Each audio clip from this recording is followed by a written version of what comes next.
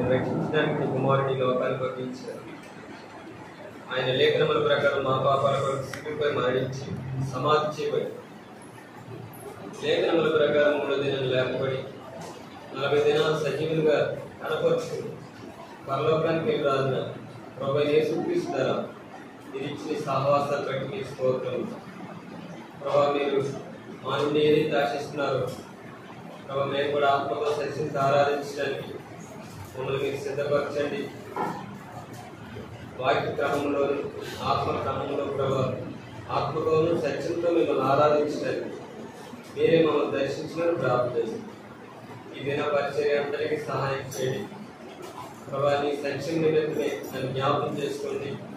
నన్ను బలపరచుకొని నేను సమస్యలు చేయగలని నాడు నీ దాసు చెప్పినట్టుగా ప్రభావ ఈ దిన పరిచర్య కొరకు మిమ్మల్ని ప్రభావ ఆశ్రయంగా ఆధారంగా మిమ్మల్ని అడుగుతున్నాం ప్రభావ. మీరే మాకు సహాయం చేయండి. ఈ సన్నిధి కాంతి మా మీద ప్రకాశించేయండి. ఈ ముఖకాంతి మా మీద ప్రకాశించేయండి. మీరు మాతో ఉండమని మిమ్మల్ని ఆరాధించడానికి సహాయం చేయండి. మమ్మల్ని అందరినీ కూడా ప్రభావ నీ కుమారుడైన యేసుక్రీస్తు యొక్క రక్తంతో కడిగి పవిత్రపరిచి అంగీకరించి ఈ దిన పరిచర్య కొరకు సహాయం చేయమని ప్రార్థన చేస్తుంది.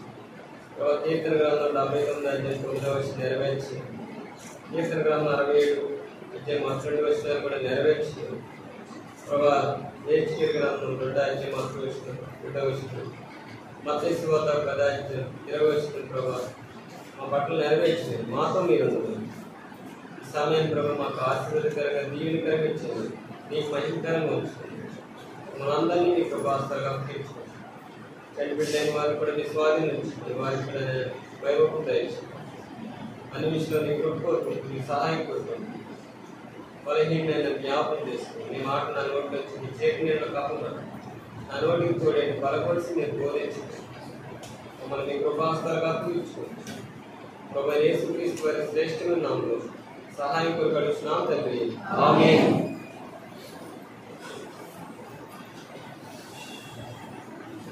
పరిశుద్ధ గ్రంథంలో వచ్చి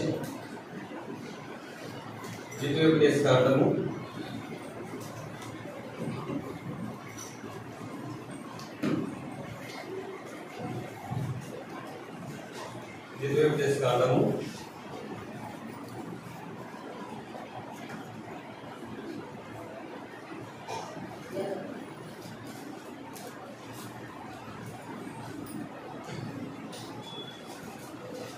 33వ అధ్యాయం 29వ వచనం జ్ఞాపకం చేస్తున్నాం. ఆ ఇశ్రాయేలు నీ భాగ్యం ఎంత గొప్పది, యెహోవా రక్షించిన నిన్ను పోలిన వాడెవడు. చాలండి. ఆయన నీకు సహాయకరమైన కేడు. మరి ప్రభువును ఆరాధించిన కొరకే ఈ సమయంలో ద్వితీయోపదేశ కాండం 33వ అధ్యాయము 29వ వచనం.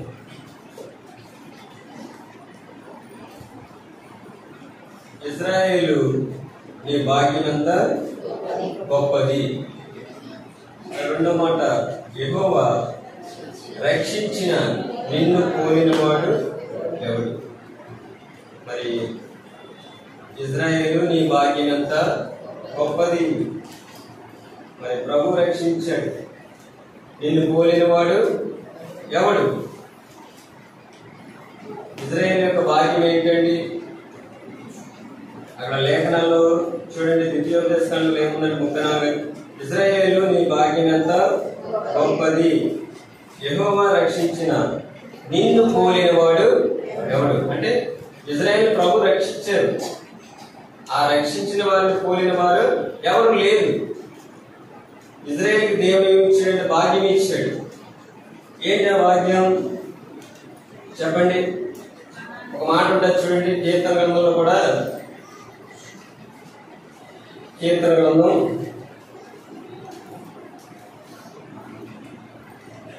147వ అధ్యాయము చదవండి. చివరి వచనం 19-20 వచనం. ఆయన తన వాక్యమును యాకోబుకు తెలియజేసెను, తన కట్టడలను తన న్యాయవిధులను ఇశ్రాయేలుకు తెలియజేసెను. ఏ జనములకు ఆయన ఇలాగా చేసి ఉండేది. ఆయన నాయకులు వారికి తెలియజే ఉన్నది. యెహోవాను స్తుతించి. చూసారండి, ఆయన తన వాక్యాన్ని ఎవరికి తెలియజేశాడైనా? యాకోబుకు తెలియజేశాడంట. తన కట్టడలు, దేవుని యొక్క కట్టడలు, నాయకులు ఇశ్రాయేలుకి తెలియజేశాడు. అంత మాత్రం ఏ జనములకు ఆయన ఇలాగూ చేసి ఉండేది. లోపల ఎంతో మంది జనాంగం ఉంది, ఎంతో మంది జనములు ఉన్నారు. కానీ ఇశ్రాయేలుకి ఇచ్చిన ఆ యొక్క ఆ కట్టడలు, ఆ నాయకులు ఏ జనానికి కూడా తెలియజేయలేదు. ఇంకో మాట ఉంటుంది అక్కడ, ఆయన తన వాక్యము యాకోబులకు తెలియజేసింది.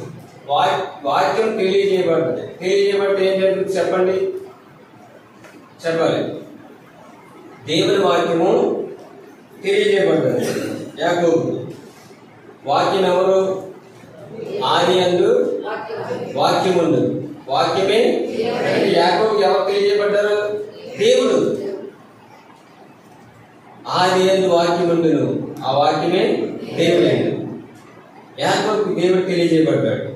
అందుకే కీర్తన గ్రంథం 130 చూడండి, 119, 130 అక్కడ ఏముందంటే చదవండి. నీ వాక్యములు వెల్లడవుతోనే వెలుగు కలుగుద్ది అంటాడు. వాక్యం వెల్లడి అంటే దేవుడు ప్రత్యక్షమైనప్పుడు అక్కడ ఏం కలుగుద్ది? వెలుగు కలుగుద్ది. తెలివి లేని వారికి తెలివి కలుగుద్ది అంటాడు. ఈ యొక్క భాగ్యము దేవుడు ఎవరికి ఇచ్చాడండి? ఇశ్రాయేలుకి ఇచ్చాడు. ఇంకెవరికి లేదు ఆ ప్రత్యక్షత, అది ఆ దైవ ప్రత్యక్షత. ఇశ్రాయేలుకి గొప్ప భాగ్యం ఇచ్చాడు. అంత మాత్రమే కాదు, ఇశ్రాయేలు ప్రభు ఏం చేశాడంటే రక్షించాడంట. నిన్ను రక్షించిన, నిన్ను కోరిన వాడు ఎవరు అంటే ఇశ్రాయేలు రక్షించిన, ఇశ్రాయేలు కోరిన వారు ఎవరు లేరు. అందుకే ఈ దినం ప్రభుని మనం ఆరాధించడానికి ఆనాడు ఇశ్రాయేలు భాగ్యం ఇచ్చాడు. ఏంటి ఆ భాగ్యం? చూడండి, కొన్ని విషయాలు దేవుని వాక్యం ద్వారా తెలుసుకుందాం. మొట్టమొదటిగా దినవృత్తాంతం 1వ గ్రంథం 17వ అధ్యాయము 21వ వచనం కానీ చదవండి.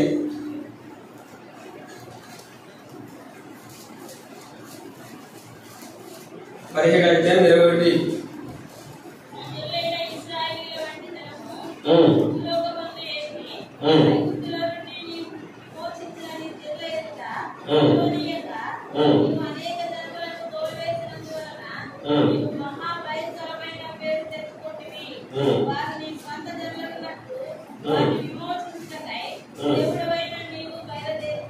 చాలండి. ఇక్కడ ఏముందంటే 21 వచనాల్లో, నీ జనులైన ఇశ్రాయేలు వంటి జనము భూలోకమందు ఏది అంటే భూలోకంలో ఇశ్రాయేలు వంటి జనం లేదు.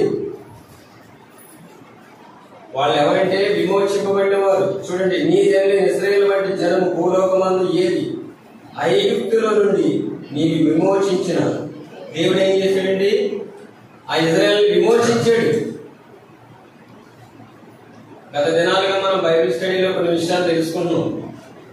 ఆ విశ్వాసం గురించి, ఆ ఇశ్రాయేలు గురించి, ఆ మోషే నాయకత్వం గురించి అనేకమైన విషయాలు మనం పరిశుద్ధ గ్రంథంలో నుంచి అనేకమైన విషయాలు తెలుసుకుంటున్నాం. ఇక్కడ ఏముందంటే, నీ జనులైన ఇశ్రాయేలు ఎవరి జనులండి? దేవుడి జనులు. నీ జనులైన ఇశ్రాయేలు వంటి జనము భూలోకమందు ఏది? ఐగుప్తులో నుండి నీకు విమోచించిన నీ జనులు ఎదుట నిలవనీయక నువ్వు అనేక జనులను తోలివేసినందున నువ్వు మహాభయంకరమైన పేరు తెచ్చు.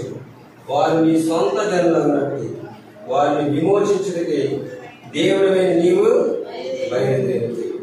22వ వచనం, నీ జనులైన ఇశ్రాయేలు నిత్యము నీకు జనులు అన్నట్టు నీవు లాగన చేస్తుంది. యెహోవా నీవు వారికి దేవుడమై ఉన్నావు. ఇశ్రాయేలుకి దేవుడు ఉన్నాడు, అందుకే వాళ్ళకి ఆ భాగ్యం ఉంది. అంత మాత్రమే కాదు, వాళ్ళు దేవుని ప్రజలు, వారు దేవుని సొంత జనులు అంటాడు. ప్రభు ఏం చేశాడంటే వారిని విమోచించాడు. ఎక్కడి నుంచి విమోచించాడు? ఐగుప్తు దేశంలో నుండి వారిని విమోచించాడు. ఫరో యొక్క దాసత్వం నుంచి, ఆ ఇనప కొలుములోంచి, ఆ శ్రమల్లోంచి, ఆ కష్టాల్లోంచి, ఆ ఇబ్బందుల్లోంచి వారి ప్రాణాలు విసిగించేస్తున్నారు. అయితే దేవుడు ఏం చేశాడంటే ఆయన జనుల్ని ఆయన విమోచించాడు. ఎందుకు విమోచించాడండి? ఎందుకు విమోచించాడు? ఇక్కడ 2 విషయాలు ఉన్నాయి. చదవండి. వారు నీ సొంత జనులు అన్నట్ట. ఎవరండి వాళ్ళు? ప్రభు యొక్క సొంత జనులు అన్నట్లు. రెండవదిగా చూస్తే అక్కడ ఏముందంటే, అక్కడ ఒక మాట ఉంది, 22వ వచనం. యెహోవా నీవు వారికి దేవుడివై ఉన్నావు. ఆయన ఇజ్రాయేలుకి దేవుడిగా ఉన్నాడు. ఆయన ఇజ్రాయేలు సొంత జనులు, వారిని విమోచించాడు. అందుకే ఇజ్రాయేలు నీ భాగ్యం ఎంత గొప్పది, భాగ్యం. రెండో విషయం చూడండి, రాజుల మొదటి గ్రంథం 3వ అధ్యాయం 9వ వచనం చదవండి.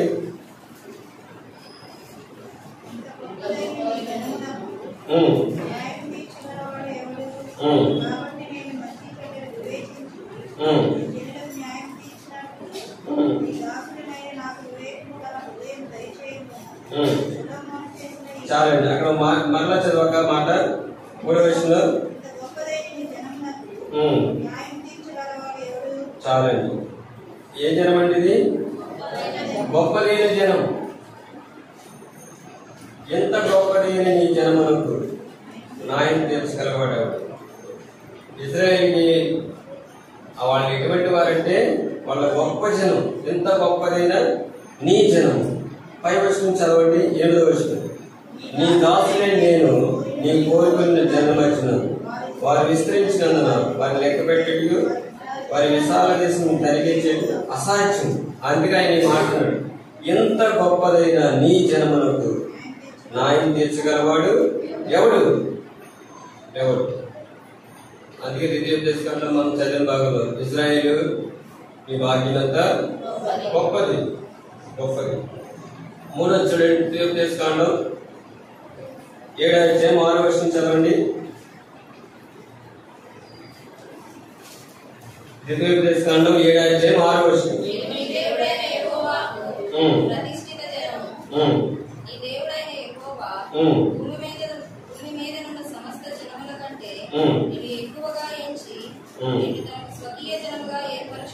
చాలండి. ఇజ్రాయేల్ అంటే ఏర్పాటు చేయబడిన వారు. వాళ్ళు ఇంకెవరండి? స్వకీయ జనం. ఒక మాట ఉన్నది అక్కడ, వాళ్ళు ప్రతిష్ఠ జనం అంటారు. అంత మాత్రమే కాదు, మరలా చదవక భాగాన్ని ప్రతిష్ఠిత జనము, ప్రతిష్ఠింపబడిన వారు ఇజ్రాయేలు. రెండోది చూస్తే చదవక నీ దేవుడైన యెహోవా భూమి మీద ఉన్న సమస్త జనముల కంటే ఎవరిచ్చారండి? ఎవరిచ్చారు? మనుషులు ఎంతలా? దేవుడే ఇచ్చాడు. చదవక కంటిన్యూ చదువు. చాలా ఏర్పాటు చేసుకున్నాడు, ఎక్కువగా ఇచ్చాడంట ఆ ప్రతిష్ఠ జనాన్ని. అందుకే ద్వితీయోపదేశకాండం మనం చదివిన భాగంలో ఇశ్రాయేలు నీ భాగ్యమంతా గొప్పది, యెహోవా రక్షించిన నిన్ను పోలిన వాడు ఎవరు? అది మనం ఆరాధించే దేవుడు మనకు కూడా ఒక భాగ్యాన్ని ఇచ్చాడే.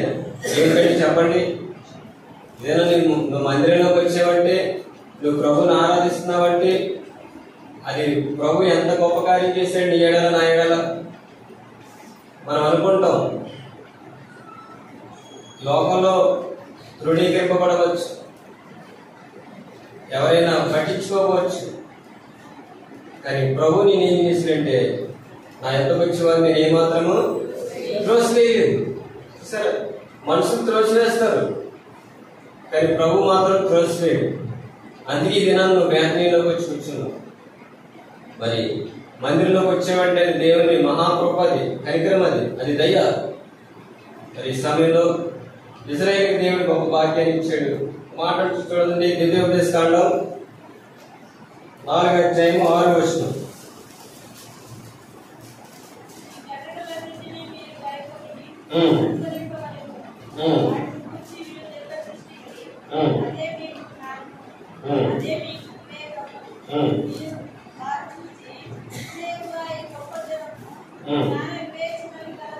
సరే, ఏ జనం అంటే వీళ్ళు? జ్ఞాన వివేకం గల జనం అంటారు. వాళ్ళకి జ్ఞానం ఉంది. ఇంకేముందండి? వివేకం ఉంది. వివేకం దేనికి ఉపయోగపడుతుంది చెప్పండి? చెప్పాలి. జ్ఞానము వివేకము గల జనమేడు. ఈ భూమి మీద ఇంకా అటువంటి జనం ఎవరు లేరు. దేవుని వాక్యంలో వారి గురించి దేవుడే సాక్ష్యం చెప్తున్నాడు. ఎందుకు జ్ఞానము వివేకము? వివేకం దేనికి ఉపయోగపడుతుంది చెప్పండి? కీర్తన గ్రంథంలో ఒక మాట ఉంటుంది చూడండి, 15వ అధ్యాయము.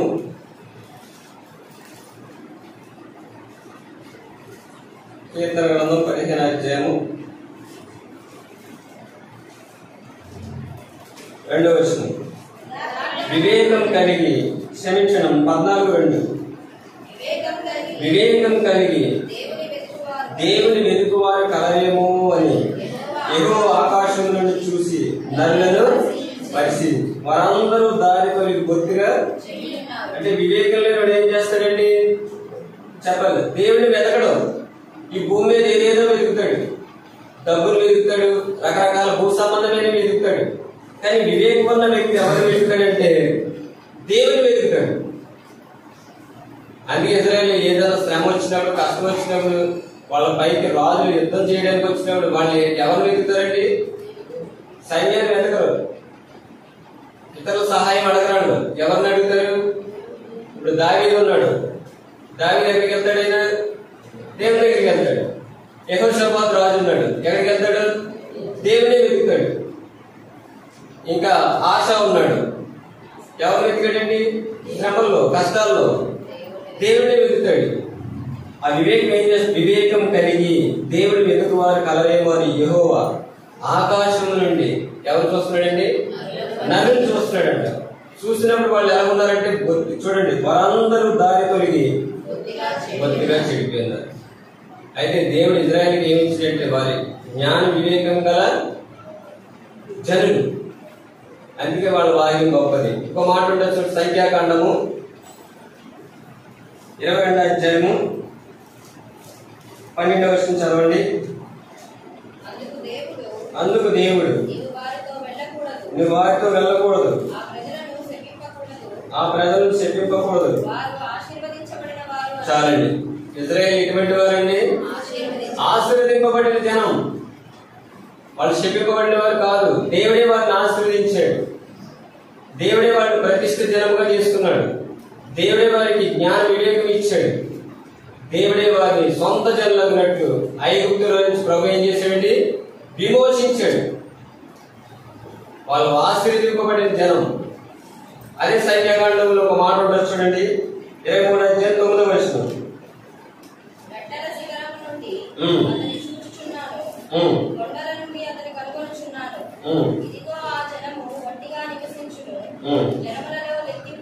చాలా. ఈ జనం ఎప్పుడు ఒంటిగానే ఉంటదంటండి. జనములలో లెక్కింపబడదు. వాళ్ళు ప్రత్యేకింపబడిన వారు. ఎందుకంటే వాళ్ళకి ఏమున్నాయి? కట్టడాలు ఉన్నాయి, న్యాయ విధులు ఉన్నాయి. దేవుడు ఎవరో వాళ్ళకి తెలుసు. వాళ్ళ దేవుడిని ఆరాధిస్తారు. మనమైతే చెప్పండి, మనకు కట్టడం లేవు, న్యాయ విధులు లేవు, ఎటు పడితే అటు తొలగి వెళ్ళిపోతాం అంతే. కానీ వాళ్ళకి ఏముంది? న్యాయ విధులు ఉన్నాయి, కట్టడాలు ఉన్నాయి. వాళ్ళకి దేవుడు తెలుసు. అంతే. ఇప్పుడు ఒక మాట ఉంది, ఇజ్రాయేల్ జనము ఎలా నివసిస్తుందంటే ఒంటిగా నివసిస్తుందంట, జనములలో లెక్కింపబడు. ఎందుకంటే వారి పక్షాన్ని ఎవరున్నారంటే మనం ప్రార్థన చేస్తాం. ఇజ్రాయేల్ కాపాడువాడు కొనుకడు నిద్రపోడు. ఇజ్రాయేల్ వాళ్ళ పక్షాన దేవుడు ఉన్నాడు. అందుకే లేవి కాండంలో కూడా ఒక మాట ఉంటుంది చూడండి, లేవి కాండం 20:26 వచనం. లేవి 20:26 వచనం చదవండి. అన్య జనుల నుండి వేరుపరిచాడు దేవుడు. దేవుడు ఏం చేశాడండి? ఎక్కడి నుంచి వేరు చేశాడు? అన్య జనుల నుంచి వేరు చేశాడు. అన్న సెల్ ఫోన్లు ఎవరు రింగ్ అవుతాయి? ఎవరు రింగ్ అవుతుంది? స్విచ్ ఆఫ్ చేయండి. సెల్ ఫోన్లు ఎవరైనా సరే స్విచ్ ఆఫ్ చేసి సైలెంట్ గా పెట్టండి. దేవుని సమయం కదా 3 గంటలు మనం దేవునికి ప్రభు సన్నిధిలోకి వస్తున్నాం. ఆ బిజినెస్ ఉద్యోగాలు, ఇంటి సమస్యలు ఇవన్నీ పక్కన పెట్టేది దేవుని వాక్యం వినాలి మనం. ఎవరికి వాళ్ళే సెల్ ఫోన్ తీసేయండి, ఆఫ్ చేసుకోండి. ఇక్కడ ఒక మాట ఉంది, చదవండి. లేవీకాండం చదవన్న మాట 20-20 వచనం.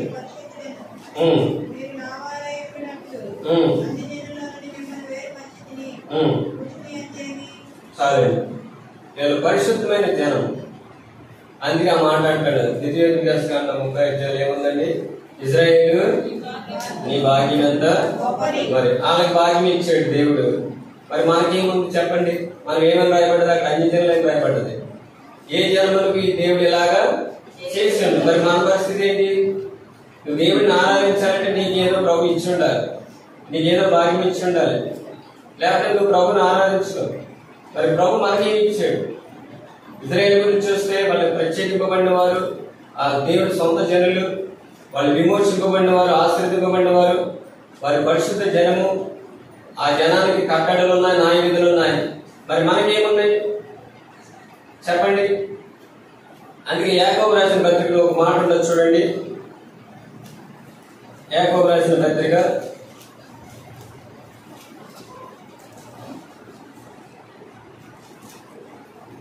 2వ పత్రికలో 2వ అధ్యాయము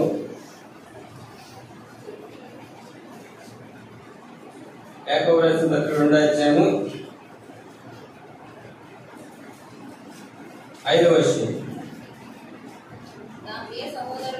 నా ప్రియ సహోదరులారా ఆలకించుడి, ఈ లోక విషయంలో దరిద్రులైన వారిని విశ్వాసమందు భాగ్యవంతులుగాను, తన్ను ప్రేమించు వారికి తన వాగ్దానం చేసిన రాజ్యమునకు వారసులుగాను ఉండుటకు చాలండి. దేవుడు ఏర్పరచుకోలేదా? మనం కూడా ప్రభు ఏం చేశాడండి? దేవుడు ఏర్పాటు చేసుకున్నాడు. దేని కొరకంటే తాను వాగ్దానం చేసిన రాజ్యములకి వారసులు ఉండటం దేవుడు ఏర్పరచుకున్నాడు. అంతమంతా పైన ఒక మాట ఉన్నది, ఈ లోక విషయంలో దరిద్రులైన వారిని మనం ఏం చేసేయండి? విశ్వాసం ముందు భాగ్యవంతులు చేసి. అదేంటి బ్రదరు? విశ్వాసం ముందు భాగ్యవంతులు ఎలా అవుతామంటే అది ఆత్మ సంబంధులైన వారికి తెలుగుతుంది. అవునే కదండి? ఈ లోకంలో ఒక భాగ్యవంతుడు ఉన్నాడు. ఆ భాగ్యవంతుడికి చూడండి, సమూయేలు మొదటి గ్రంథం 25వ అధ్యాయము. ఇక్కడ భాగ్యవంతుడు ఉన్నాడు, చదవండి బాగానే. ఆయన ఎవరంటే నాబాలు. చదవండి మొదటి విషయం నుంచి. సమూయేలు మొదటి గ్రంథం 25వ అధ్యాయం.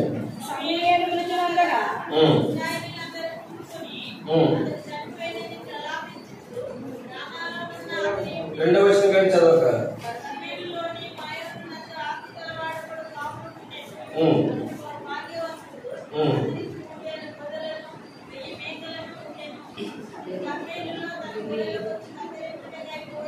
చాలండి. ఈ భాగ్యవంతుడి పేరేంటంటే నాబాలు. నాబాలు ఆస్తి ఏంటండి చెప్పండి? గొర్రెలు, మేకలు, పశువులు, పరివారం ఉన్నారు. అందుకే దీని గురించి ఏం రాయబడ్డదంటే ఆస్తి గలవాడు. అతడు భాగ్యవంతుడు. తనకున్న ఆస్తిని బట్టి, గొర్రెలు బట్టి, పశువులు బట్టి, తనకున్న దాన్ని బట్టి తన పేరేంటండి? బహుభాగ్యవంతుడు అంట. మరి మన పరిస్థితి ఏంటి? దేని ఎందుకు భాగ్యవంతులు అండి? మనం విశ్వాసం ఉంది. ఎందుకు విశ్వాసం ఉంది భాగ్యవంతులు చెప్పండి? ఆనాడు ఇజ్రాయేల్ భాగ్యం గొప్పది. మరి మన భాగ్యం ఏంటి? విశ్వాసం అందు మనం దేవుడు ఏం చేశాడు? భాగ్యవంతులుగా చేశాడు. ఎవరు చేశాడు? దరిద్రులు అంట. దరిద్రులు అంటే చెప్పండి? కొరింథీయులకు రాసిన 2వ పత్రిక 8వ అధ్యాయం 9వ వచనం చూడండి. 8-9 చదవండి. మీరు మన ప్రభువైన యేసుక్రీస్తు కృపను ఎరుగుదురు కదా, ఆయన ధనవంతుడై ఉండి మీరు తన దారిద్ర్యం వల్ల ధనవంతులు కావాలని చాలు. ధనవంతుడు అంటే ఎవరండి? భాగ్యవంతుడు. దేవుడు అక్కడ యేసు ప్రభు గురించి రాయించిన మాట ఏంటంటే, మీరు మన ప్రభు అయిన యేసుక్రీస్తు కృపను ఎరుగుదురు కదా. ప్రభు ధనవంతుడు. ప్రభు ఎవరండి? ధనవంతులు. మనం ఎవరు? దరిద్రులు. దరిద్రులకి దేవుడు విశ్వాసమందు భాగ్యవంతులుగా చేయడానికి ఆయన లోకానికి వచ్చాడు. వచ్చి ఏం చేశాడంటే మన నిమిత్తమే మన దారిద్ర్యమంతా ఆయన తీసుకున్నాడు. నేనేం చేయడానికి? విశ్వాసమందు ధనవంతులుగా చేయడానికి. భూ సంబంధమైన ఆలోచించకండి. విశ్వాసమందు నీకు ఎవరంటే భాగ్యవంతుడు. దేవుడు ఏర్పాటు చేసుకున్నాడు. ఆయన రాజ్యాన్ని వారసులుగా చేసుకున్నాడు. ఏంటి మన భాగ్యం చెప్పండి? విశ్వాసమందు ఏముంది చెప్పండి? విశ్వాసమందు ఏముంది చెప్పండి? ఒకప్పుడు మనం పాపం చేస్తున్నారు. యేసు ప్రభువు వారు కూడా ఈ లోకానికి ఎందుకు వచ్చినట్టే తిమోతికి రాసిన మొదటి పత్రిక 15 వచనంలో ఆయన పాపను రక్షించడానికి వచ్చాడు. అంటే పాపిని రక్షించడానికి వచ్చాడు ఆయన. రెండోదిగా చెప్పండి, పాపిని వెతికాడు ఆయన. జక్కే దగ్గరికి వచ్చాడు, వెతికడే లేదా? మూడోదిగా పాపిని పిలిచాడు ఆయన. పాపిని రక్షించడానికి వచ్చాడు, పాపిని వెతకడానికి వచ్చాడు, పాపిని పిలిచాడు. పాపిని ఏం చేశాడండి? రక్షించడానికి వచ్చాడు. ఆ రక్షణ కొరకు ఏం చేశాడు ఆయన? చదవండి. కొరింథీయులకు రాసిన మొదటి పత్రిక 15:3-4 చదవండి.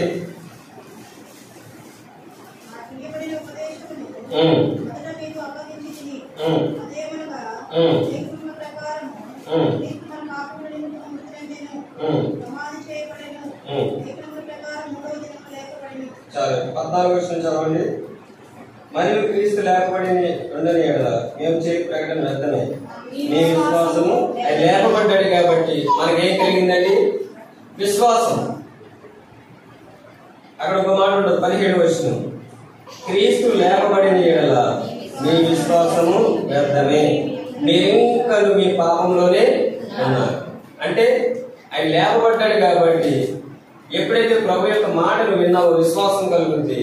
ఆ విశ్వాసం ద్వారా నీకేం కలుగుతుందండి చెప్పాలి. ఎఫెసీయులకు రాసిన పత్రికలో ఉంది కదా 2వ అధ్యాయంలో, మీరు విశ్వాసం చేతనే రక్షింపబడ్డారు. విశ్వాసం ద్వారా ఏముంది? స్వస్థ ఉంది. విశ్వాసం ద్వారా ఏముంది? పాప క్షమాపణ ఉంది.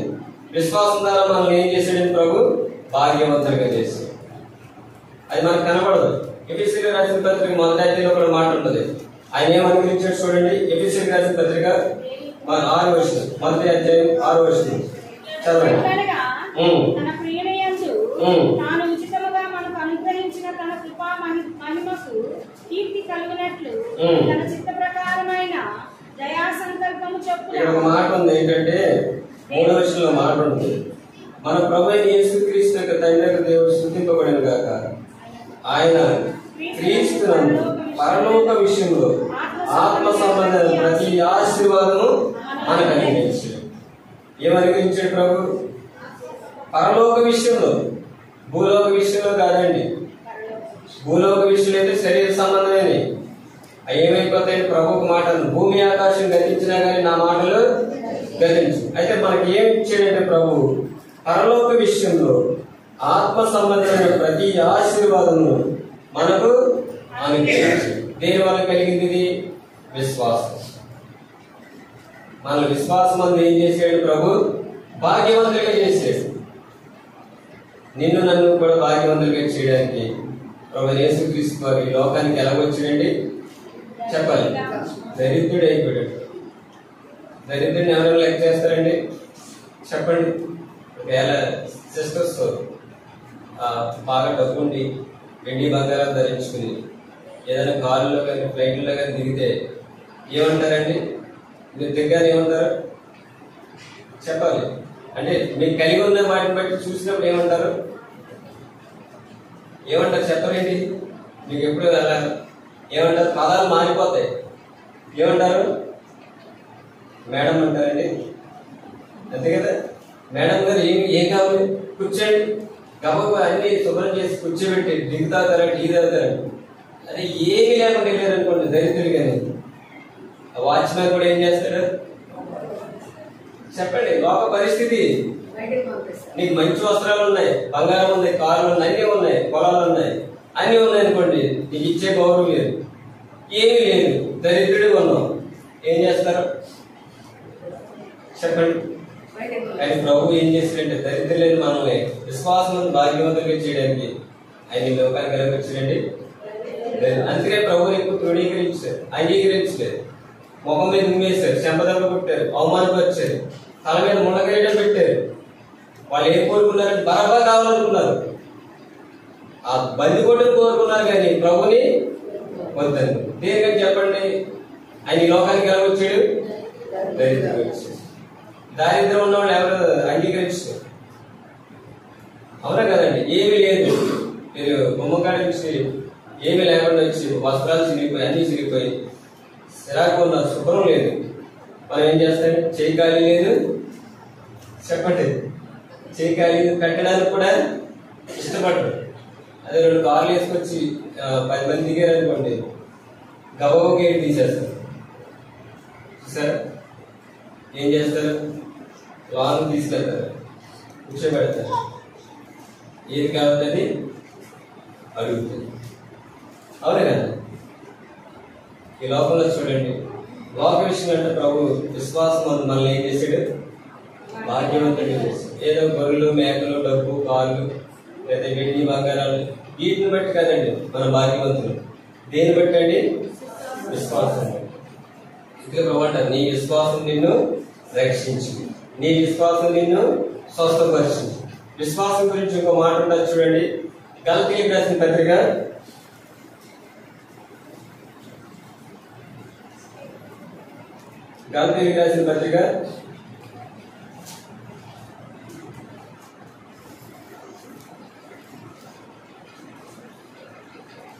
మాట ఉన్నది ఇక్కడ. అపోస్తలుడైన పౌలు గారు 3వ అధ్యాయము 26వ వచనం. యేసు క్రీస్తునందు మీరందరూ విశ్వాసం వల్ల, చాలండి, విశ్వాసం వల్ల నువ్వేమైపోయావు? ఇప్పుడు దేవుని కుమారుడు అయిపోయావు, కుమార్తె అయిపోయావు. అందుకే ప్రభువుని మనం ఈ దినాన్ని ఆరాధిస్తున్నామంటే తండ్రి అని ఆరాధిస్తాం. దీనికి కారణం ఏంటి చెప్పండి? విశ్వాసం. ఆ విశ్వాసం ఎలా కలిగింది? ఆయన ఈ లోకానికి దరిద్రుడిగా వచ్చాడు, మన దారిద్ర్యం అంతా ఆయన భరించాడు. లేఖనముల ప్రకారం మన పాపాల కొరకైనా మరణించాడు. నీవు నేను పాపులు. ఇందాక మాట్లాడు, ఆయన పాపులు రక్షించడానికి వచ్చాడు. పాపిని వెతికాడు, పాపిని పిలిచాడు. అంత మాత్రమే గత వారం జ్ఞాపకం, పాపుల చేతికైనా అప్పగింపబడ్డాడు, పాపుల చేతికి అప్పగింపబడ్డాడు. ఇక్కడ ఒక మాట ఉంది, ఆయన లేచాడు కాబట్టి ఆయన విశ్వాసం ద్వారా మనం అందరం ఏమైంది? యేసు క్రీస్తునందు మీరందరూ విశ్వాసం వలన దేవుని కుమారులు అయితే ఉంటాయి.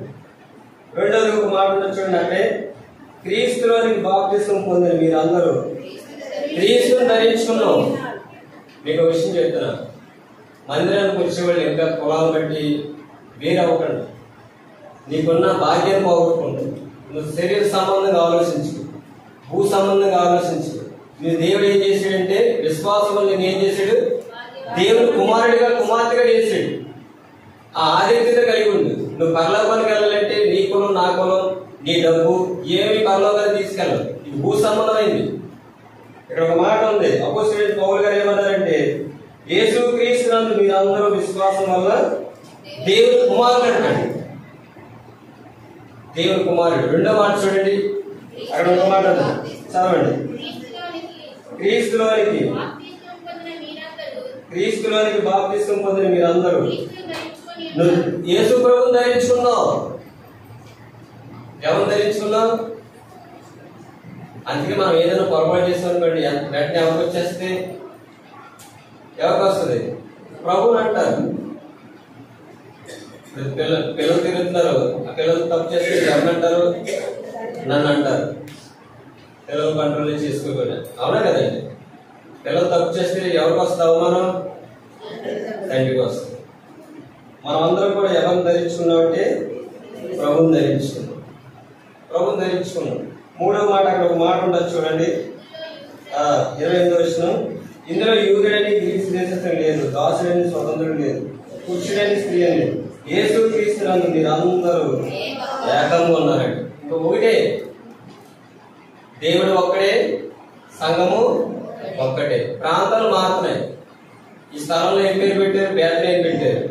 ఐతానగర్లో బెరాకా పెట్టారు. వేరే వేరే స్థలాలు ఏం పెడుతున్నారు? స్థలానికి పేరు పెడుతున్నారు. కానీ నువ్వు ఎవరిని ధరించుకున్నావు? ప్రభువుని ధరించుకున్నావు. నువ్వు ప్రభు ద్వారా ఏమయ్యో విశ్వాసం వల్ల దేవుని కుమారుడిగా అయ్యావు. ఇంకో మాట ఉండదు అక్కడ ఏముందండి? మీరందరూ ఏకం. ఈ లోకంలో కులాలు బట్టి, దేశాలు బట్టి, భాషలు బట్టి వేరు వేరుగా చేయబడ్డా కానీ నువ్వు ప్రభు నుంచి విశ్వాసం ద్వారా ఏమైపోయావంటే దేవుని కుమారుడిగా, కుమార్తెగా చేయబడ్డావు. రెండవదిగా నువ్వు ప్రభుని ధరించుకున్నావు. మూడవది చూస్తే మనం అందరం కూడా ఎలా ఉన్నామండి? ఏకమిది. ఆదాము ఎక్కడి నుంచి వచ్చాడు?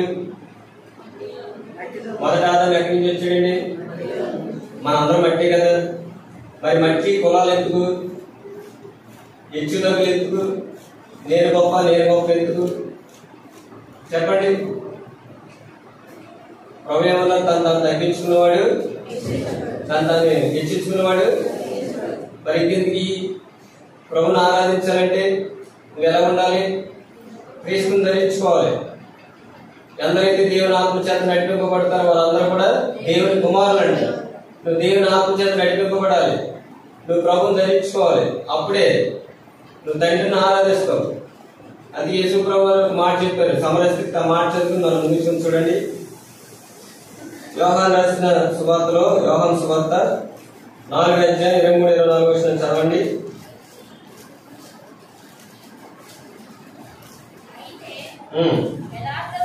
అయితే యథార్థంగా ఆరాధించేవారు ఆత్మతోను సత్యముతోను. ఇక్కడ ఎవరిని ఆరాధించాలంటే తండ్రిని. విశ్వాసం వల్ల నువ్వేమయ్యో? కుమారుడు కుమార్తె అయ్యావు. నువ్వు కుమారుడు కుమార్తె అవుతే నువ్వు ఈ సమయంలో ఏం ఆరాధిస్తావు? తండ్రిని ఆత్మతోను. రెండోది చూడండి, అది ఇప్పుడే వచ్చినది. తను ఆరాధించేవారు అట్టివారికి కావాలని తండ్రిని కోరుచున్నారు. దేవుడు ఆత్మ కనుక ఆయన ఆరాధించేవారు ఆత్మతోను సత్యంతోను ఆరాధించారు. చూసారండి, మనం అందరం కూడా ప్రాంతాలు వేరవచ్చు, భాషలు వేరవచ్చు, స్త్రీ పురుషుడు భేదం లేదు కదా. మనందరినీ ప్రభు ఏం చేశాడు?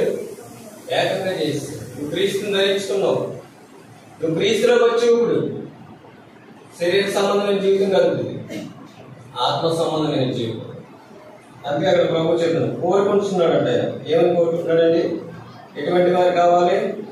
ఆత్మతోను సత్యంతోను తండ్రిని ఆరాధించాలంట. నువ్వు విశ్వాసం వల్ల కుమారుడు కుమార్తె అయితే ఈ దినాన్ని నువ్వు ఏం చేస్తావు? తండ్రిని ఆరాధిస్తావు. మరి ఆనాడు ఇజ్రాయేల్ దేవుడు ఒక మాట రాయబడ్డది, మనం చదువు.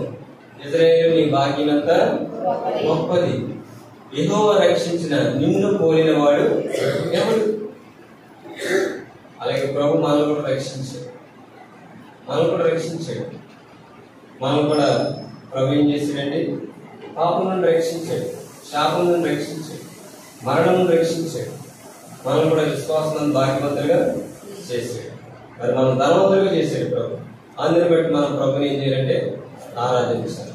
మరి అటువంటి ప్రభు దేవుడు అనుగ్రహించుగాక. మరి మొట్టమొదటిగా సండే స్కూల్ టీచర్స్ ప్రభుని ఆరాధించండి. తర్వాత బ్రదర్స్ లో సిస్టర్స్ లో మరి యవనస్తులు రక్షింపబడిన వారు, ఎవరైతే విశ్వాసమందు భాగ్యవంతులుగా చేయబడ్డారు వారు మాత్రమే ప్రభుని ఆరాధించండి. యవనస్తులు ఆరాధించండి, మౌనంగా ఉండకండి. ఎందుకంటే ప్రభు వెతుకుతున్నాడు. ఏం చేస్తున్నాడండి ఆయన? చెప్పాలి. వెతికాడైనా మన చదువు కదా. వెతికాడైనా కోరుకున్నాడండి. నీ ఆరాధన కోరుకుంటున్నాడు. నువ్వు వెతికితే దొరికావు. ఎంతమంది లేదండి? చాలా మంది ఉన్నారు. కానీ ప్రభు నేను వెతికాడు, నేను కోరుకుంటున్నాను. నీ ఆరాధన ప్రభు కావాలి. మరి ప్రభుని ఆరాధిద్దాం. మరి ఎన్న వాక్యాన్ని ఆధారం చేసుకుని ప్రభుని ఆరాధిద్దాం. ఎవరైనా సెల్ ఫోన్ ఉంటే స్విచ్ ఆఫ్ చేయండి. మళ్ళీ చెప్తున్నాం, అది క్రమం కాదు. మరి ప్రభుని ఆరాధిద్దాం.